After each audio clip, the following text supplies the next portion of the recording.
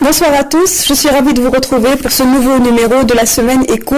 L'ensemble de l'équipe de la Semaine Éco vous propose chaque semaine un thème d'actualité lié à l'actualité économique, mais aussi lié à des sujets qui vous intéressent, qui vous interpellent. Ce soir, on vous parle de votre pouvoir d'achat et de cette augmentation effrénée des prix de produits de large consommation. Alors des produits qui soient importés ou produits ou cultivés en Algérie, les prix ont énormément augmenté, notamment depuis le début de l'année 2016, et on se pose ce soir la question si nous sommes dans un rythme d'inflation qui va en augmentant. Les chiffres de l'Office national des statistiques récemment communiqués annoncent pourtant un rythme d'inflation pour les 3 premiers mois de cette année par rapport à l'année dernière, tempéré 4,7%. Pourtant, ce qui est ressenti sur les étalages dans les marchés est tout autrement différent. Est-ce que les prix pourraient augmenter davantage et surtout quelle incidence cela aura-t-il sur votre pouvoir d'achat et sur l'activité économique nationale? Nos invités sont là pour vous éclairer. Messieurs, bonsoir et merci d'être avec nous. Monsieur Nour Hassan, vous représentez les consommateurs ce soir. Vous êtes le vice-président de la Fédération algérienne des consommateurs. Merci d'être avec nous. Monsieur Bouchret Abdelkader, vous représentez les commerçants et artisans. Vous êtes le secrétaire national chargé de l'administration au niveau de l'UGCA, qui est l'Union générale des commerçants et artisans algériens. Merci d'être avec nous. Monsieur Mohamed Cherif Belmihou, merci d'avoir encore une fois accepté l'invitation de la Semaine Éco. Je rappelle que vous êtes professeur en économie. Avant d'entamer ce débat, je vous propose d'aller sur le terrain et de récolter ou d'écouter les interviews qu'a récolté pour nous Bouchra Abouali, la température sur les marchés de ce pouvoir d'achat qui est de plus en plus malmené en dépit, je le disais, des chiffres officiels communiqués par l'ONS du rythme d'inflation. Le reportage est de Bouchra Abouali. Sur les étals des marchés ou dans les grandes surfaces, c'est l'envolée des prix. Les consommateurs sont unanimes, les prix des produits de large consommation ont sensiblement augmenté. C'est énorme, c'est excessif. C'est une augmentation vraiment excessive. Le petit pain, le pain va je fais 3 fois, 4 fois le tour du marché pour voir où je trouverai quelque chose qui s'allie à la fois moins cher, à la portée de ma bourse, et quand même une qualité, pas à résister. Mais c'est très difficile actuellement de s'en sortir. Effectivement, il y a eu des augmentations d'un certain nombre de produits de large consommation. On peut citer le long poudre, on peut citer c'est pratiquement les prix qui sont importés. Pour le consommateur, les produits locaux n'ont pas été épargnés par la flambée des prix. اللي كنت نشري باغ اكزومبل الدجاجه شاك سمانه ولا دوك هذيك الدجاجه هذيك تروح لك نشريها بالك شاك دو 3 سيمان. علاه باسكو الدجاج كيما نقولوا الدجاج اللي راهي ما باليش واحد يقدر يربي ويقول لك زعما نكونسومو لوكال ولا الدجاج نجيبوه من الخارج. الدجاج ديالنا نجيبوه نربيوه هنايا وكي تروح عند المربي تاع الدجاج يقول لك لا الماكله تاعها غاليه. دوك شكون اللي مالو؟ Par exemple les fruits et les légumes c'est vraiment excessivement cher. Les oranges sont beaucoup neufs quand même, 24 000, 20 000 quand même. Selon les chiffres du ministère du Commerce, à part 1 ou 2 produits qui ont connu une forte hausse, comme l'ail local avec plus de 72%, les autres produits n'ont pas connu une augmentation significative. La pomme de terre, par exemple, a baissé de près de 49%, et la tomate de moins de 36%. لازم تاكل بطاطا هاد العام طاحت شويه مي بصح كاين امور بزاف غادي هو ينحي لك فيه عكسه ويزيد لك فيه عكسه. Il ne faut pas qu'ils se fixent sur 1 ou 2 produits parce qu'ils ont connu une hausse que tout est ça va pas. Non, il faut voir la gamme, le panier comme on dit. Il faut voir le panier parce qu'il y a certains qui baissent, d'autres qui augmentent. Et l'année prochaine, ça peut être l'inverse. Les pays qui ont connu une hausse vont baisser et ceux qui ont connu une baisse, ils vont augmenter l'année prochaine. Pour les petites bourses, c'est très important quand même. Parce que ils ont augmenté les salaires et en même temps, ils ont augmenté les prix de tout. Si on prend des produits importés pour lesquels l'Algérie en dépend, là c'est autre chose. À titre d'exemple, nous avons les pois chiches, ils ont augmenté de 24%. Les produits qui sont importés. Effectivement, quand le pétrole augmente, nous avons connu la crise de 2008. 2011, nous avons connu la crise de 2011. Donc ça, c'est de l'inflation, comme disent les spécialistes, c'est de l'inflation importée. On importe un produit, donc on importe l'inflation avec eux. Mais quand le prix du pétrole baisse, automatiquement, ces produits que nous importons, ils baissent encore. Mais là, c'est pas par rapport au soja. Si, le soja, il a baissé. Le soja, c'est la matière première pour produire l'huile brute, l'huile que nous consommons. Avec des cours de pétrole en baisse, les prix des produits de large consommation importés auraient dû baisser. Mais ce n'est pas le cas. Selon les experts, les nouvelles mesures censées limiter les importations y sont pour beaucoup, sans compter la spéculation. On a vu à travers donc, ce reportage que plusieurs questions sont posées à travers les interviews que Bouchra Abouari a réalisées dans ce reportage. Alors parmi ces questions, et peut-être celle qui nous interpelle le plus, c'est justement cette augmentation graduelle des prix des produits qui ne sont pas importés, qui sont produits chez nous. On a très longtemps parlé d'inflation importée. Là, nous sommes sur des augmentations de prix de produits qui sont fabriqués chez nous. Est-ce que c'est l'effet de la spéculation ou bien est-ce que c'est l'effet de la crise ? Je crois que c'est les deux. D'abord, bonsoir. Et puis, je me permets de prendre la parole directement comme ça. Je crois que c'est les deux en même temps, parce qu'il y a une crise qui engendre une spéculation qui devient systématique chez certains commerçants. Voilà, donc à la fin, c'est le consommateur qui paye et la crise et la spéculation et les mauvais comportements de certains commerçants qui profitent de ces situations pour, je dirais, gagner plus vite beaucoup d'argent. Ça, c'est ce que justement nous dénonçons nous donc aux associations des consommateurs. C'est d'ailleurs la phrase qui revient toujours dans la bouche des vendeurs, c'est tout a augmenté, donc pourquoi mes produits ne vont-ils pas augmenter aussi? C'est un peu la réponse qui est servie aux citoyens qui... Absolument, parce que maintenant le consommateur, en Algérie, on commence à traverser, on commence à connaître ses droits, c'est déjà une bonne chose. Donc il cherche, donc on a bien entendu le monsieur qui dit, il fait d'abord 2-3 fois le tour du marché pour voir un petit peu comment ça se présente, et puis c'est avec ça qu'on a maintenant une écoute donc à tout ce qui est pris. Même on a certains consommateurs qui disent que pourquoi à l'étranger il y a tel produit qui a baissé de prix et pas en Algérie, qui continue toujours à grimper. Et pourquoi cette crise dont on dit qu'il ne devait, toucher nos produits de consommation que de quelques pourcents, mais quand on va au marché on trouve du 30, 40, 50%, parfois du 100%. Et voilà, donc il y a aussi le problème qu'on avait toujours, même dénoncé, c'est la régulation du marché. Quand il n'y a pas une régulation, ça veut dire qu'il y a des saisons on paye pas cher, il y a des saisons on paye trop cher. Donc c'est en dents de scie. Exactement. Donc quand on va au marché le matin, on peut trouver aujourd'hui un produit qui est à 20 dinars, donc l'autre semaine c'est à 40-50 dinars. Donc ailleurs, des produits qui augmentent de 5 à 10%, mais chez nous ça va du 50 à 100%. Voilà ce qui dérange et ce qui gêne le plus la consommation et le cadre de consommation en Algérie. Monsieur Benmihoub, c'est spéculation ou crise? Je pense qu'il faut distinguer entre deux types de produits. Il y a les produits frais.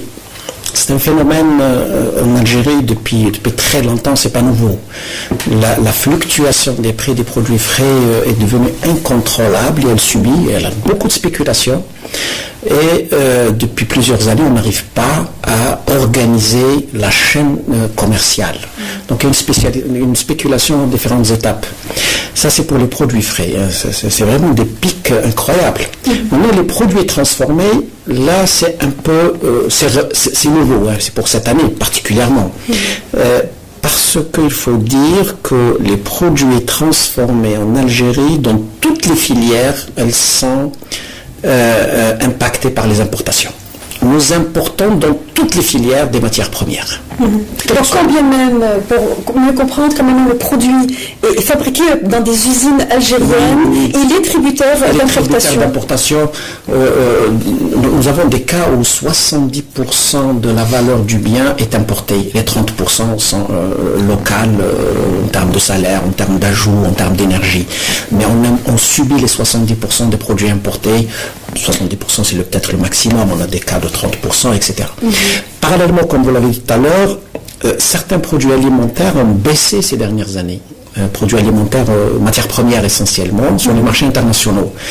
Et c'est ça qui a atténué un peu cette augmentation cette année sur le plan local, parce qu'avec la dépréciation du dinar, on aurait eu une augmentation plus grande. Ça aurait été pire. Ça aurait été pire. Mais on a profité, heureusement d'ailleurs, que les produits ont baissé sur les bourses étrangères, les bourses des matières premières. Justement, et ça a atténué un peu. Mais aujourd'hui, il y a une tendance à l'augmentation de ces mêmes produits à l'international et une dépréciation du dinar parallèle. On va voir les cumuls des deux, c'est-à-dire l'importation, l'inflation importée aggravée par le taux de change. Parce qu'aujourd'hui, la Banque d'Algérie manipule le taux de change pour des raisons évidentes.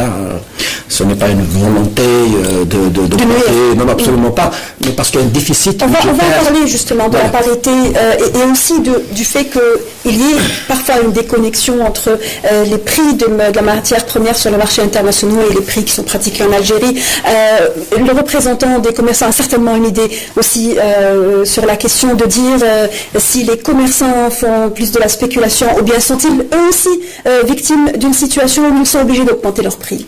Merci. Je pense que la spéculation, il se fait à un certain niveau. Ce n'est pas le commerçant du coin ou le détaillant qui fait la spéculation. Oui. Il y a toujours des gens qui essayent de maîtriser le marché au niveau national. Parce qu'on n'arrive pas jusqu'à présent à maîtriser ni la production, ni la distribution, on n'arrive pas à réguler le marché. On n'a pas mis les moyens nécessaires pour réguler le marché au niveau national. Et reste. Vous voulez dire que les détaillants sont aussi victimes d'une spéculation en amont, c'est ça? Bien sûr, les détaillants sont victimes de la spéculation. Il y a toujours une certaine classe qui essaye de prendre le monopole de tous les produits au niveau national, même sont dans l'informel, c'est-à-dire ils n'ont même pas un registre de commerce sur tous les produits frais, les produits agricoles. Ils essayent toujours, en ce qui concerne les fruits et légumes, c'est des gens qui sont derrière, qui essayent de maîtriser le marché, ils n'ont même pas le registre de commerce. C'est eux qui essayent de réguler le marché à leur manière, c'est-à-dire il y a un monopole quelque part qui échappe à l'État. Je pense qu'on doit mettre les moyens pour contrôler d'abord la production nationale et mettre les moyens nécessaires pour la distribution. Mais c'est quand même étonnant que ça fait des années qu'on parle de ce monopole, du diktat de ces grossistes, on va dire, que les produits frais, puisqu'on parle de produits frais où les augmentations de prix sont les plus injustifiées, on va dire. Ça fait des années et pourtant les associations, les personnes qui sont en charge d'être l'interface des pouvoirs publics n'ont pas réussi finalement à asseoir un système de régulation pour... Ça revient toujours à l'organisation. Quand vous avez un producteur et en face de lui, il n'y a pas une organisation de la distribution. Il a des gens qui viennent acheter chez lui en position de force. Ils sont en position de domination sur le producteur qui, lui, ne peut pas garder sa marchandise longtemps. Produits périssables, problème de stockage. Donc, il accepte de céder parfois à des prix raisonnables, rémunérateurs. Et l'autre profite justement pour surfacturer. Il prend plus que sa marge pour le détaillant et le demi-gros. Parce qu'on n'a pas organisé cette filière agricole en Algérie. On n'a pas de coopérative, par exemple. Les producteurs entre eux aussi, c'est de leur faute aussi. Il ne faut pas croire que l'État doit leur mettre en place des dispositions. Les producteurs entre eux n'ont pas pris conscience de cet enjeu pour mettre en place des coopératives de commercialisation. Et quand ils sont en coopérative, d'abord ils peuvent avoir des capacités de stockage en commun. C'est pas l'affaire d'une seule personne. Ils vont investir collectivement sur des capacités de stockage, sur des capacités de transport, sur la régulation grâce à leur coopérative, et ils sont actionnaires de cette coopérative. À ce moment-là, ils peuvent agir en force. Ils peuvent contrôler le prix. Ils peuvent négocier des bons prix. D'abord, pour qu'ils soient correctement rémunérés, parce que notre paysannerie est en train de s'appauvrir. Et là, il faut lui garantir un revenu qui lui permet de rester et d'investir sur la terre. Parce que là, on risque d'aller toujours dans les cultures spéculatives. Chaque année, on change, on ne capitalise pas. Donc, c'est une question d'organisation du circuit de distribution. L'État doit inciter encourager, mais c'est pas l'État qui doit mettre encore, on va pas revenir à l'OFLA alors au dirigisme. Absolument. On est dans une logique de... Oui, mais quand même, on doit installer des structures de distribution. Ça a été bien dit par un professeur. C'est qu'en Algérie, maintenant, on est en absence d'un réseau de distribution. On ne peut pas, c'est-à-dire, on a une Algérie qui est assez grande, un grand pays. On peut produire des produits agricoles à Aloued qu'on ne peut pas produire à Béchar ou à Oran. Malheureusement, à Aloued, on les jette, on les enterre et on n'arrive pas à les consommer à Béchar ou à Oran, à Tlemcen. Donc ça, c'est un grave problème de consommation. Et je vous dirais qu'on a encore des années qui vont venir, c'est-à-dire de vie, de cette situation qui est un petit peu gênante pour le cadre de la consommation. On n'a pas de marché de gros, on n'a pas de centrale de distribution. Même les projets qui ont été initiés par le ministère du Commerce, il y a ceux qui sont réalisés mais qui ne sont pas ouverts. Il y a des projets de marché de gros qui ont été engagés il n'y a pas longtemps. Les structures ont été faites, mais... Il y a 9 projets, il y a 1 ou 2 qui sont réalisés mais qui ne sont pas encore fonctionnels. Il y a plusieurs marchés de proximité qui sont malheureusement réalisés ou envisagés d'être réalisés dans des zones qui dérangent et les consommateurs et les commerçants. Même au niveau... viande, donc les abattoirs ne sont toujours pas réalisés, donc ne sont pas toujours fonctionnels.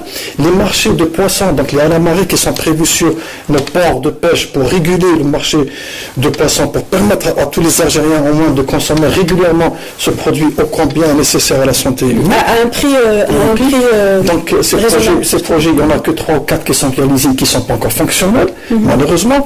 Donc je dirais que, et il y a aussi les hypermarchés.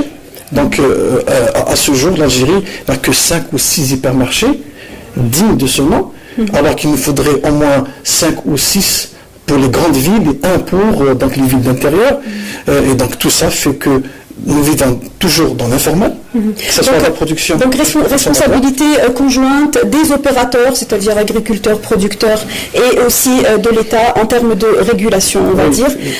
Mais pour ce qui est, justement, je reviens à la question dont vous parliez tout à l'heure, Mohamed Chérif Ben Mihoub, les matières premières sur le marché international ont baissé.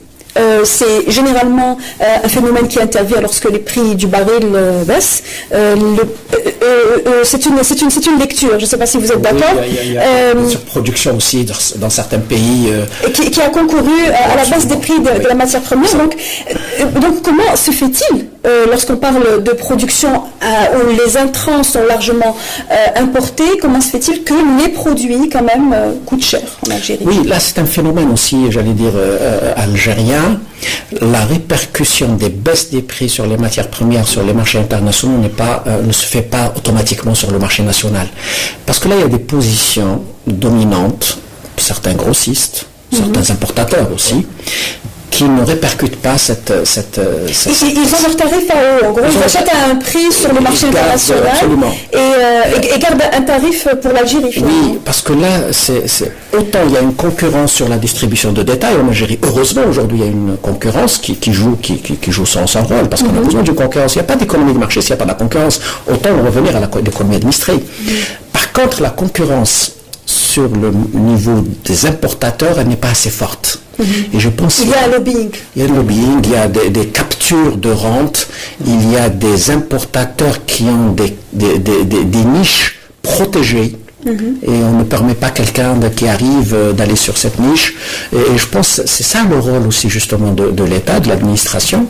C'est de vérifier les positions monopolistiques. De vérifier les positions. C'est des ententes sur le dos des consommateurs. C'est des ententes commerciales dans le lobby, comme vous l'avez dit, entre importateurs et producteurs, parce qu'il y a là 40 millions d'Algériens qui consomment et qui n'ont pas le choix, et eux, ils ont le monopole de faire la distribution et l'approvisionnement de ces 40 millions, et ils font ce qu'ils veulent. Ça diminue à l'achat, mais ça ne diminue jamais à la vente.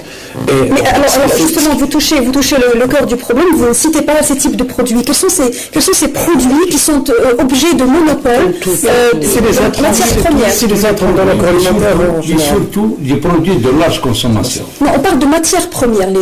On parlait de grossistes. Ce sont des grossistes, plutôt importateurs de matières premières. Par exemple, la poudre de lait. Les prix ont beaucoup baissé. Même si on a l'office Lonil qui essaye de réguler, il y a les produits... qui n'est pas la seule à importer. Qui n'est pas la seule, absolument, il y a des importateurs directs. Il y a les produits sur les légumes secs. Ça aussi, c'est une position assez importante aujourd'hui. Il y a les produits de laitage, enfin des matières premières qu'on utilise pour le laitage, les colorants, etc., etc. Ça, c'est des volumes assez importants. C'est à ce niveau-là que la régulation ne se fait pas. C'est vrai, quand il rentre sur le territoire national, il présente une facture d'achat, il paye les droits de douane, etc., etc. Mais la douane ne peut pas suivre l'évolution des marchés internationaux. Mais un organisme comme celui de l'ONIL, par exemple, lui, il a l'évolution des marchés internationaux. Il peut servir de référence pour les produits d'importation. Et à ce moment-là, le Conseil de la concurrence peut intervenir parce que il y a les marges. Les marges sont déterminées, c'est-à-dire qu'on n'a pas une liberté des prix, mais les marges sont plus ou moins sont plafonnées, absolument. Et là, un organisme comme l'ONIL peut donner, l'OAIC, pour les céréales par exemple, pour les légumes secs, peut aider justement à connaître les marchés des produits. C'est des bourses. Et puis il y a des achats à terme aussi. On achète à l'avance, etc. Donc des organismes comme ceux-là, qui sont publics, qui sont chargés de la régulation, mais la régulation aussi, c'est organiser la concurrence. Et non pas suppléer chaque fois qu'il y a un déficit. Et je pense qu'il faut mettre en place, aujourd'hui c'est le rôle du ministère du Commerce, un observatoire qui va être en mesure de suivre l'évolution des marchés à l'international et intervenir avec... et vérifier que les prix soient répercutés. Voilà, et qu'on n'a pas abusé sur les marges. Et stimuler la concurrence. Si on a plusieurs concurrents sur le même produit qui sont importateurs, à un moment donné, c'est le marché. C'est quand même difficile de demander aujourd'hui au ministère du Commerce de faire ça, parce qu'il est dans une logique de rigueur d'importation. Non, l'observatoire, on ne demande pas d'importer. Non, l'observatoire qui va de concurrence, c'est-à-dire diversifier finalement les personnes qui vont être susceptibles d'importer. Encourager, parce que parfois on empêche les gens d'être importateurs parce qu'il y a un lobby qui les empêche. Et l'administration est peut-être parfois au service de ces lobbies. Et justement, il est intéressant de savoir par rapport aux commerçants, à quel point les commerçants aujourd'hui sont-ils victimes puisque là on parle de lobby de produits, lobby d'importateurs de matières premières, à quel point les commerçants aujourd'hui sont victimes et quels sont les secteurs qui sont visés par ce lobby plutôt? Moi j'ai dit tout à l'heure, les lobbies ils ont visé les produits de large, surtout les produits de large consommation. De large consommation.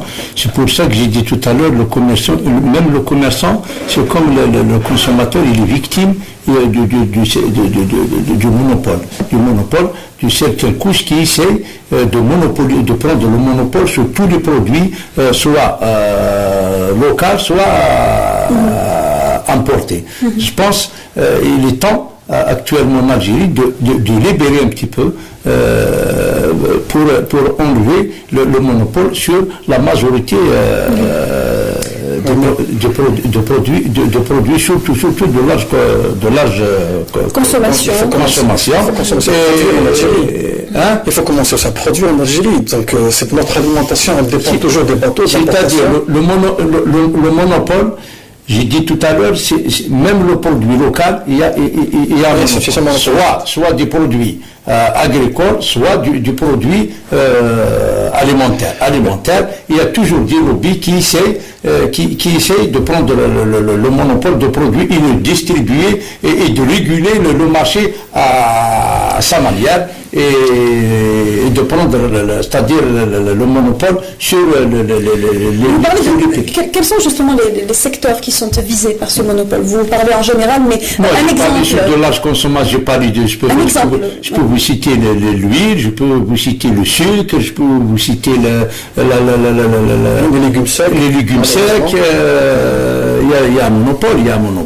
Même le produit localement, il y a toujours un monopole, soit disons les entreprises familiales, c'est toujours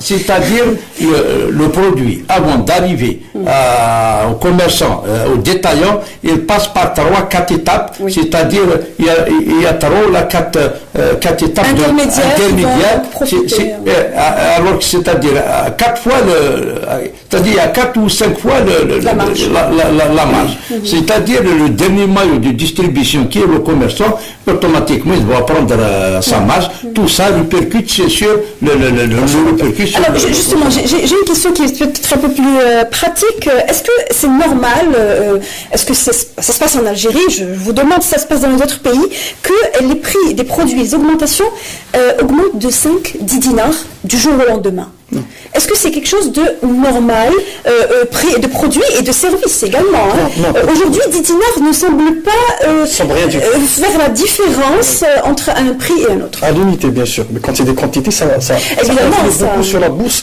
et sur le pouvoir d'achat des Algériens. Non, c'est pas du tout normal, je vous le dis, parce que même s'il y a des augmentations qui sont prévues, on doit prendre des précautions pour les faire augmenter d'une manière très douce. Il ne faudrait pas aussi graduel. Et ça, c'est le problème que justement rencontrent à chaque fois les consommateurs du jour au lendemain, d'année en année, de mois en mois, de saison en saison. Est-ce que vous, en tant que fédération de protection des consommateurs, alertez les pouvoirs publics, ne serait-ce que se charger de la concurrence? On ne fait pas qu'alerter, mais on fait aussi des propositions. On est devenu une force de proposition. C'est pour ça qu'on est en train toujours de rechercher quelles sont les solutions. On sait que maintenant, on doit récupérer d'abord, on doit retrouver notre souveraineté en termes d'alimentation. On ne peut pas continuer à importer du lait et des lentilles et des haricots. Et pour parler de protection des consommateurs, on doit parler de la protection des consommateurs de maintenant et de 2030-2050. Bien sûr, on continue toujours à parler des augmentations de prix qui sont dues à des fluctuations de prix à l'étranger, parce qu'on n'est pas souverain. Parce qu'on importe toujours. Et c'est grave pour un pays de 2 millions, de plus de 2 millions de kilomètres carrés, avec les 4 saisons qu'on a, avec toutes les ressources qu'on a, on continue à importer le lait, le sucre, l'huile, les lentilles, les haricots. Il faut quand même rappeler que le secteur de l'agriculture a enregistré une croissance importante, en dépit de on ne doit pas s'autosuffire de ça. C'est-à-dire qu'il faudrait demander qu'il y ait plus. Voilà le travail que fait la Fédération des consommateurs. On est tout le temps en train de courir derrière les autorités, on fait des propositions, on fait des projets, on fait des recherches. On a fait même un workshop avec des économistes pour essayer de trouver ensemble, tous ensemble, en tant qu'Algériens, en tant que d'agents plein de bonne volonté, à trouver des solutions pour rebooster cette économie, parce que l'impact, il est maintenant déjà grave, il deviendra encore plus grave à l'avenir si on continue avec cette politique. On n'a pas un nombre suffisant de vaches pour produire notre lait, on n'a pas d'agriculture formé et averti, on n'a pas un plan de planification agricole pour savoir qu'est-ce qu'il nous faut pour cette Algérie comme céréales, comme légumes, comme pommes de terre. Chacun fait ce qu'il veut, chacun plante ce qu'il veut. Cette année, on a eu beaucoup de pommes de terre, on a jeté, après on a pensé à l'exportation, alors que personne n'est formé pour ça. Le professeur Benzi, il faudrait qu'il y ait des coopératives qui soient organisées pour qu'ils puissent d'abord savoir qu'est-ce qu'il faut produire, comment stocker et comment exporter. C'est qui va exporter, on n'a pas. Malheureusement, quand on exporte, les prix augmentent, c'est-à-dire chez nous en Algérie, c'est-à-dire ailleurs, quand un produit, quand on passe à l'exportation, ça veut dire qu'il y a un excédent, ça veut dire que le consommateur algérien, donc, il est satisfait, et nous, c'est le contraire. On a commencé à exporter certaines fraises, elle est à 500 $ le kilo. On a commencé à exporter la pomme de terre, elle a augmenté. Enfin, les exportations sont minimes, hein, c'est pas... Oui, mais malgré ça, c'est l'esprit, c'est dans l'esprit que ça se passe, c'est là justement. Oui, mais encore une fois, il y va des opérateurs, c'est un choix libre, hein, on est dans un marché libre, donc si les opérateurs décident d'exporter, on ne peut pas les en empêcher. Non, on doit faciliter l'acte d'investir. En Algérie, il est beaucoup plus facile d'importer que de produire. Donc, il faudrait qu'il y ait de la concurrence, comme l'a dit M. le professeur. Pour revenir à la question, on va essayer de revenir un peu plus tard, vers la fin de l'émission, sur des solutions qui sont très nombreuses et très intéressantes. Une augmentation de 10 dinars, 15 dinars sur un produit. Comment expliquer cela et comment se fait-il aujourd'hui les Algériens aient normalisé une augmentation du jour au lendemain d'un tel niveau? D'abord, l'économie algérienne, comme je disais tout à l'heure et je maintiens, n'est pas une économie concurrentielle. C'est une économie qui s'apparente beaucoup plus à l'hydraulique, c'est-à-dire en stock. Les augmentations, imaginez l'énergie par exemple, on a fixé le prix de l'électricité et du gaz pendant 20 ans, presque 20 ans, 15 ans. Et du jour au lendemain, on augmente de 17-20%, alors qu'on aurait pu augmenter progressivement. Là aussi, il y a une forme de violence, finalement. C'est cette pratique qui fait qu'on a cette tendance à laisser les choses, ne pas bouger, à fixer les choses, et puis quand on décide d'augmenter, on augmente de façon extrêmement violente. Ça, c'est d'une part. Du gasoil, l'essence. Ça va dans le même. L'autre phénomène qu'on observe, c'est que la valeur, le pouvoir d'achat du dinar a beaucoup baissé. Et aujourd'hui, 10 dinars, ça ne représente rien. Donc, en valeur nominale, le dinar, c'est 10 dinars, mais ça ne représente pas une contrepartie dans la production, dans un pouvoir d'achat réel. Et donc, le dinar s'est érodé en termes de pouvoir d'achat, et on multiplie les dinars par 10, ça ne représente pas beaucoup. Troisième facteur, et c'est ça, je pense, là où on doit travailler sur c'est que, à coup de subvention, vous l'avez tout à l'heure, l'agriculture s'est développée, on dit que c'est développé. Moi, je demande à vérifier. En quantité de production, oui, grâce à des subventions. Mais est-ce que la productivité a augmenté? Je ne crois pas. Je ne suis pas sûr que la productivité... C'est ça qui va rester, c'est la productivité. Mais si on a subventionné rien que pour le producteur, augmente la production, mais une fois qu'on arrête la subvention, on revient à la case départ, ça veut dire qu'on a jeté l'argent par la fenêtre. Ça veut dire que l'évolution n'est pas structurelle, l'évolution est juste conjoncturelle. Absolument. Et là, la productivité, dans le monde rural, dans le monde agricole, n'a pas beaucoup augmenté, souvent n'a pas augmenté du tout. Et donc, dès qu'il y a l'arrêt des subventions, on revient à la case départ, à des rendements très faibles, etc. Et là, je pense que c'est la vraie question. Aujourd'hui, je pense, dans les pays développés, on subventionne la productivité, on ne subventionne pas la production. Augmenter la productivité, moderniser en amont plutôt qu'en aval. Absolument. Moderniser vos installations, par exemple, je peux vous subventionner parce qu'en aval, on va trouver de la qualité du produit, par exemple. Mais je ne subventionne pas tout azimut un produit. Et là, ça crée des distorsions sur le marché, ça fait des hauts et des bas. Parce que là, aujourd'hui encore, la productivité demeure faible, aussi bien dans l'agriculture que dans l'industrie. Parce qu'on n'a pas parlé depuis tout à l'heure sur les produits industriels. Il y a également des produits transformés. Absolument, qui connaissent aussi une augmentation. Parce que nous avons une productivité du capital et du travail relativement basse. Et là, l'investissement n'est pas suffisant jusqu'à présent dans les entreprises sur la productivité. On a fait des investissements sur les capacités, mais on n'a pas modernisé les process, etc. C'est risqué parce que la productivité, ça demande du temps pour investir sur la productivité. Et c'est la seule solution, c'est augmenter la productivité. Sinon, toute augmentation de salaire qui n'est pas portée par une augmentation de la productivité est inflationniste. C'est inflationniste. Justement, les augmentations de salaire, c'est la question sur laquelle vous anticipez. Nous avons des salaires nominaux, on ne peut pas dire des salaires, nous avons des revenus nominaux en dinars qui augmentent. C'est un pouvoir d'achat, mais parallèlement, la productivité n'a pas augmenté. Et c'est inflationniste aussi. Avant de parler des salaires, justement, le système des prix en Algérie sont fixés par rapport à l'offre et la demande. À chaque fois qu'on remarque la disponibilité d'un produit, les prix soit sont baissés, soit sont équilibrés. À chaque fois que le produit se fait rare, il est automatiquement augmenté de 10 dinars ou plus. C'est-à-dire, c'est pour ça qu'on a parlé des gens c'est-à-dire des lobbies qui essayent de réguler le marché à leur manière par rapport à la disponibilité du produit. En même temps, on n'arrive pas d'abord, avant de protéger le consommateur, on n'arrive pas d'abord à protéger le dinar. On n'arrive pas, jusqu'à présent, l'Algérie n'arrive pas à protéger le... Mais vous êtes d'accord, vous faites certainement tous le marché tel que je le fais aussi, et depuis le début de cette année, c'est sur la bouche de tous les commerçants. L'année 2016, tout va augmenter. C'est devenu une phrase à la mode, et peut-être une phrase qui accompagne aussi à une réalité économique, une réalité d'une crise. Est-ce que c'est quelque chose sur laquelle les commerçants se sont entendus? 2016, tout va augmenter. Peut-être les prix, les tarifs de l'énergie, vous en parliez tout à l'heure. Moi, j'ai dit tout à l'heure, c'est pas la faute du petit commerçant, c'est-à-dire c'est pas la faute du détaillant. Il faut voir ailleurs. Non, mais est-ce que 2016 et particulièrement cette année, il a été décidé que tout allait augmenter finalement? Non, cette année 2016, il ne faut pas oublier, il y a d'abord la dévaluation du dinar qui est de presque entre 15 et 20%. Il y a l'augmentation du gasoil et de l'essence qui est l'impact direct. Et de l'électricité aussi. Et bien sûr, de l'électricité.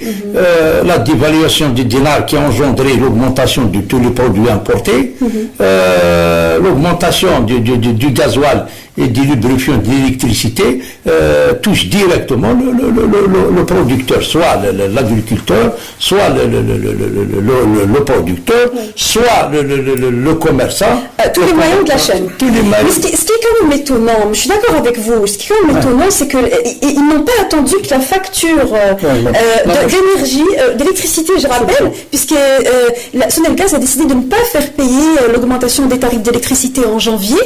Ils ont décidé de le faire à partir du mois d'avril.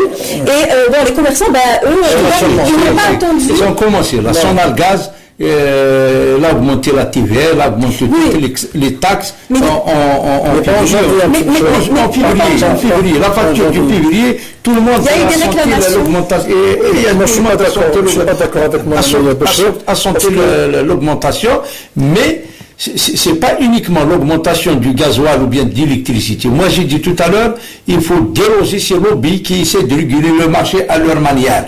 Oui, mais les commerçants on n'arrive pas à maîtriser ni la quantité de la production locale qu'on produit, on n'arrive pas à maîtriser la distribution même de la production nationale. C'est la même chose. Le problème se passe en amont. Mais je ne suis pas d'accord avec M. Bouchet parce que les commerçants aussi se sont affolés.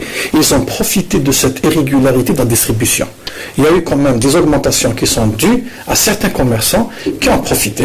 Ils vous disent que le producteur ou l'importateur a augmenté, le grossiste a augmenté, moi aussi j'augmente. Il augmente. En Algérie, comme on avait dit, c'est pas 2, 3 dinars, c'est 10, 15, 50, 100 dinars sur 150 produits.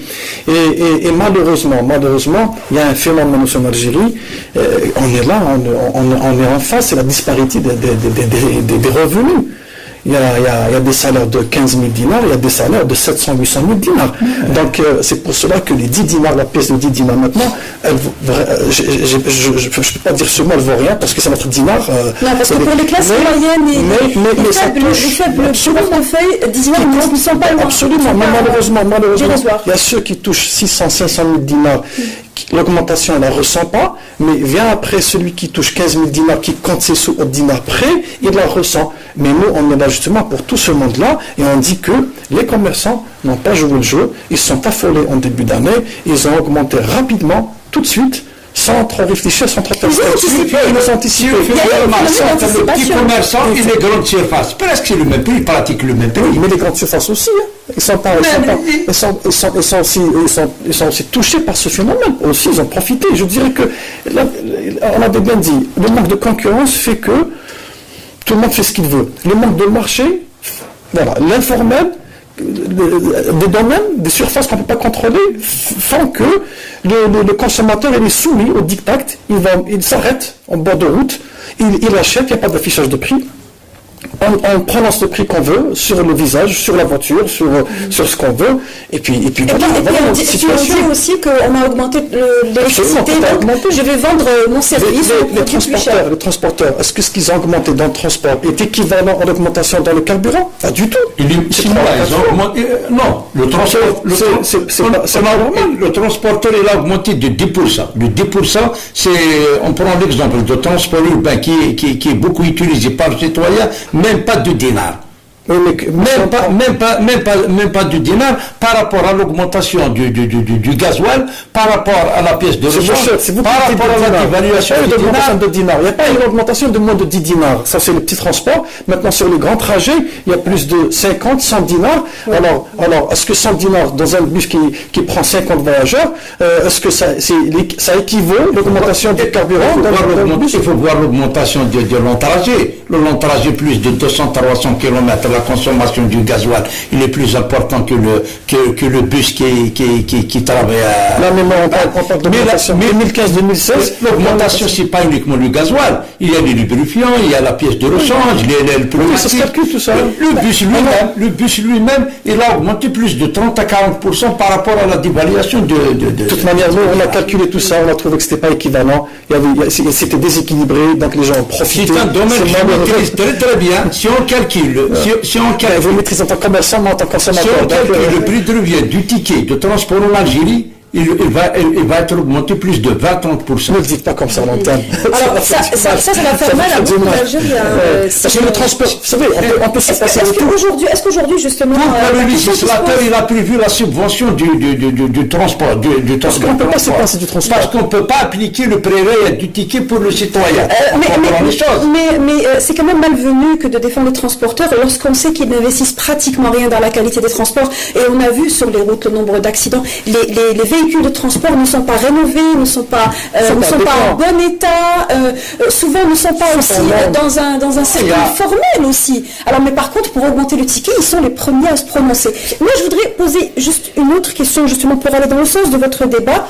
Aujourd'hui, si on envisage une augmentation des prix des produits et des services, est-ce que les salaires, à quel point les salaires vont être érodés? On va parler d'ici à la fin de l'année 2016, puisqu'on a énormément d'appréhension par rapport à cette année.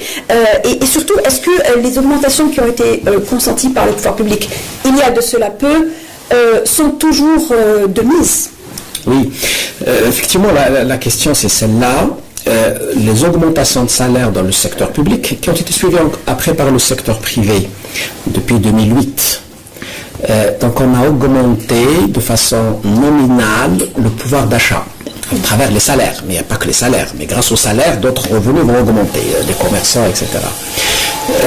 Les effets interviennent aujourd'hui, c'est-à-dire on a un pouvoir d'achat sur les 5 dernières années, les prix étaient plus ou moins maîtrisés, parce que le dinar était figé, les importations n'augmentaient pas beaucoup en termes monétaires. Et aujourd'hui, avec la baisse ou la régulation des importations, la réduction des importations, on a encore sur le marché algérien un pouvoir d'achat, qui est le résultat de ces augmentations de salaire. Et malgré la dépréciation, je ne vais pas dire d'évaluation, parce que malgré la dépréciation de la valeur du dinar. Non, le pouvoir d'achat, il est nominal. Il est encore nominal. Qu'est-ce que vous entendez par nominal pour le commun des mortels? Oui, le pouvoir d'achat, c'est-à-dire exprimé en monnaie. La masse de monnaie que doit posséder quelqu'un. Il devient un pouvoir d'achat réel, c'est-à-dire la capacité de ce pouvoir d'achat nominal à acquérir des biens et des services. Là, ça commence à baisser effectivement. Mais le marché ou la demande solvable existe en Algérie. Elle est encore importante. C'est l'effet des augmentations de revenus dans les années au cours des années. Donc les effets sont toujours effectifs aujourd'hui. Toujours là, absolument. Commence à s'atténuer aujourd'hui, mais comme je disais tout à l'heure, mais parallèlement à cette augmentation de salaire dans les administrations principalement, dans les services publics, dans les entreprises publiques essentiellement, dans la fonction publique principalement, elle n'a pas été compensée par une productivité dans l'économie nationale. Elle a été financée par le Trésor. Et parallèlement, la production n'a pas augmenté. Il y a beaucoup de dinars et la production n'a pas augmenté. C'est normal qu'il y ait une augmentation des produits sur le marché. Il y a un essoufflement des salaires. En gros, c'est ça. Pas encore, jusque-là, non. Mais il y a aussi un autre phénomène, c'est que quand on a augmenté les salaires, c'est des pourcentages pour tout le monde. Quelqu'un qui touchait 300, 400 000 dinars, 10% de plus, ça fait 40 000 dinars. Mais celui qui touchait 15 000 dinars, 10%, ça fait 1500 dinars.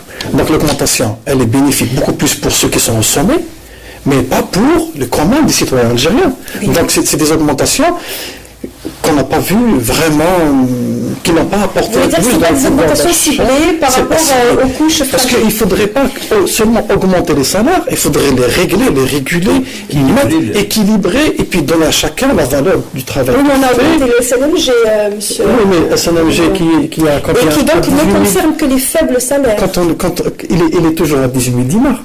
Oui. Alors, il y a des salaires qui sont... Il y a des salaires qui sont à 30 fois le SMIC. Il y a des gens, la plupart des Algériens touchent une fois ou une fois et demie le SMIC.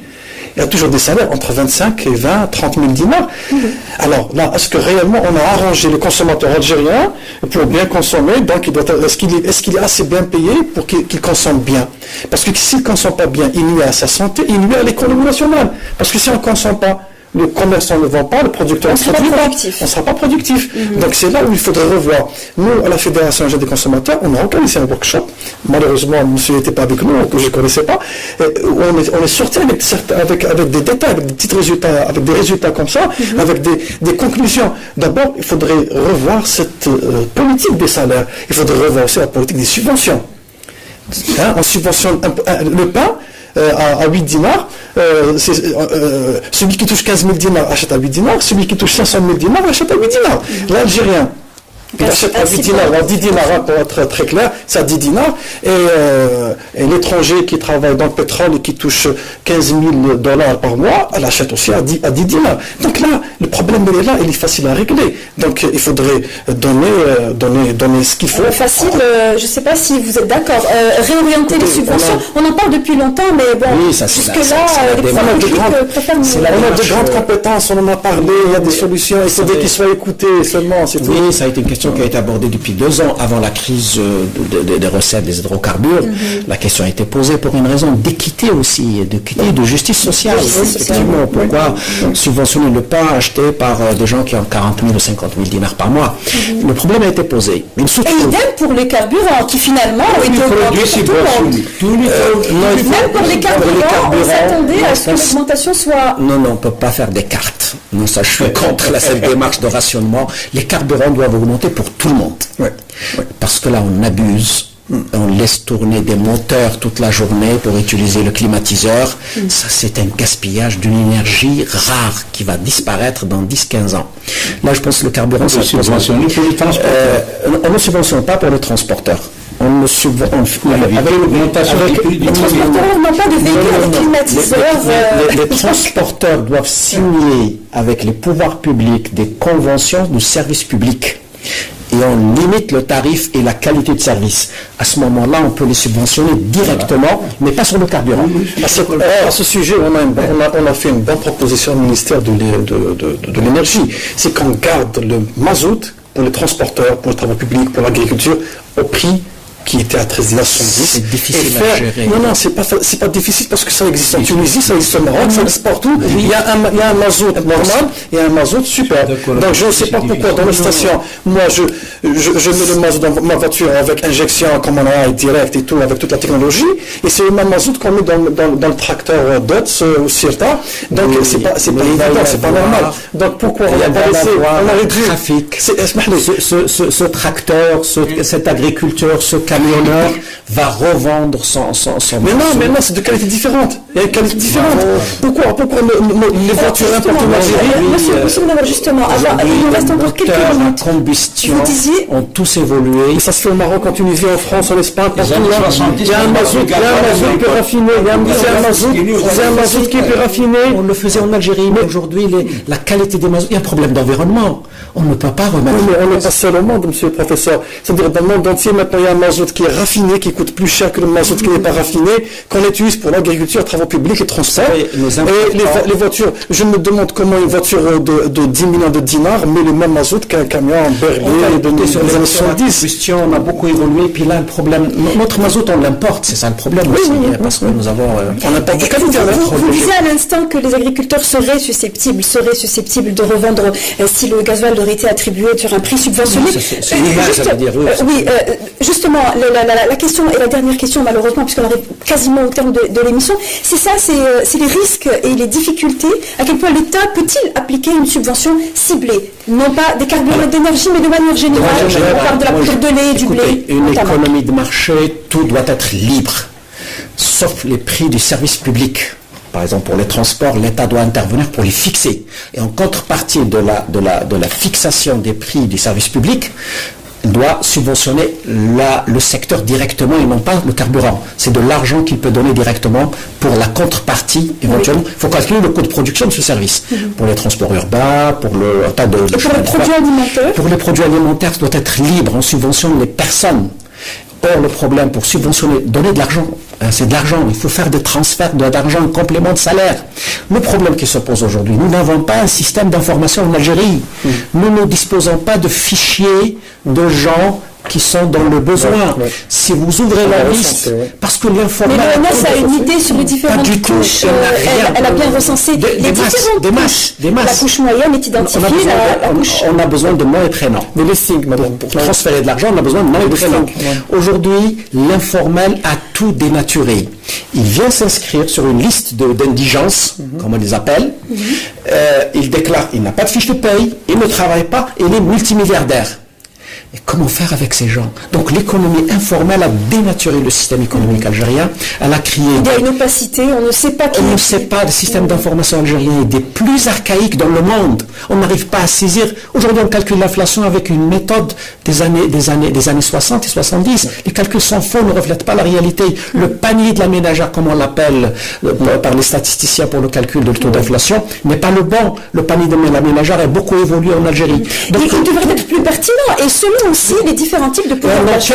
On enquête sur l'enquête consommation, on fait des enquêtes sur Alger. Alger n'est pas l'Algérie. Donc il y a beaucoup de billets dans les chiffres. Les chiffres de l'OMS ne sont pas fiables. L'OMS est dans une situation vraiment sérieuse. Le système qui est resté figé sur des méthodes anciennes. Et le gouvernement, l'exécutif, ne peut avoir une politique de subvention directe que s'il a ce système d'information pour ne pas se tromper encore une fois, parce qu'on risque de transférer le jour on le voudra, on peut le faire. Le jour on le voudra, on peut le faire. C'est pour ça qu'on est là. J'espère que tout le mouvement associatif, vous, les universitaires, toutes les associations, qu'on aide un petit peu ces autorités à la décision. Parce qu'il faudrait, on est en 2016, 2017, 2018, risque d'être encore plus très difficile. Plus difficile. Donc c'est pour ça qu'on est très inquiété. C'est pour ça qu'on essaie de s'organiser avec tout le monde pour faire changer ça. Il faudrait que maintenant les décisions viennent d'en bas. C'est nous tous, on doit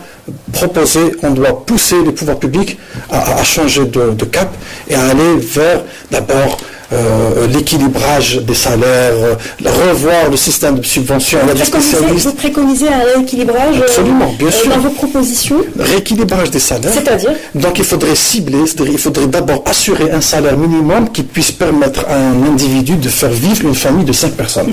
Ça c'est un calcul. Vous parlez des faibles salaires. Des faibles salaires, oui, bien sûr. Là, on doit travailler sur les faibles salaires parce qu'il y a une disparité. Mais qui ne sont pas répertoriés, on le dit. Pas du tout. Oui, bon, quand on voudra le faire, on le fera.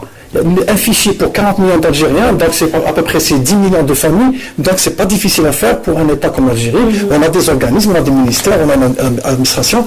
Quand on voudra le faire, on le fait. Mais on doit revoir. Parce que, entre parenthèses, je dirais que beaucoup d'étrangers maintenant veulent délocaliser leur industrie en Algérie parce que le carburant n'est pas cher, l'électricité n'est pas chère, la main-d'œuvre n'est pas chère, le pain n'est pas cher, le lait n'est pas cher, et reprendre leurs produits pour les revendre ailleurs. Donc ça, c'est anormal.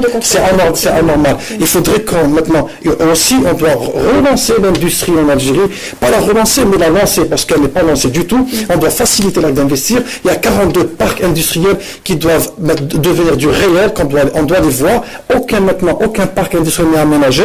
Ça, c'est très grave. On est en 2016. De 2010, 6 ans n'ont pas suffi aux organismes pour les aménager, pour draguer, pour attirer les investisseurs. Donc si on n'a pas d'investisseurs, si on n'a pas d'usine, si on n'a pas de production, on va toujours importer. Non, c'est insuffisant. Le secteur industriel, c'est tout un autre débat. Merci beaucoup. On doit aussi encourager l'exportation. D'avoir été parmi nous.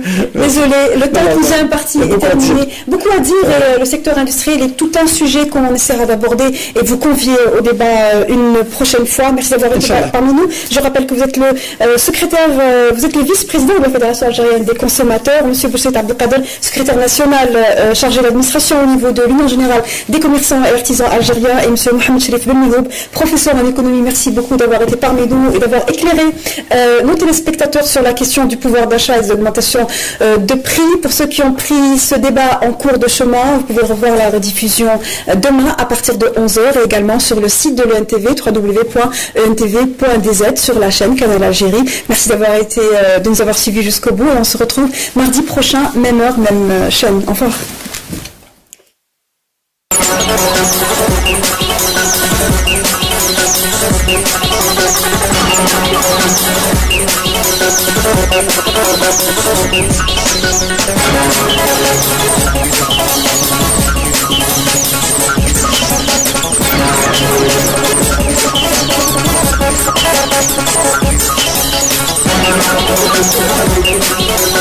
Thank you.